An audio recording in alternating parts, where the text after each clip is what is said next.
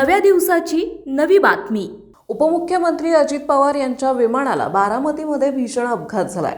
या विमान अपघातात अजित पवारांसह 5 जणांचा मृत्यू झाल्याची माहिती समोर आली आहे।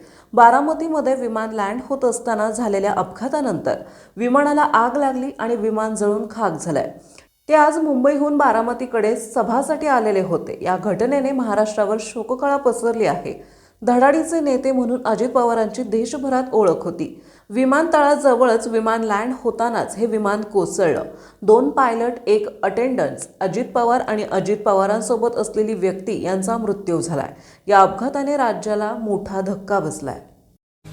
आपल्या परिसरातील महत्त्वाच्या बातम्या पाहण्यासाठी आजच नवप्रभात न्यूज चॅनलला YouTube वर सबस्क्राइब करा आणि बेल आयकॉन प्रेस करा।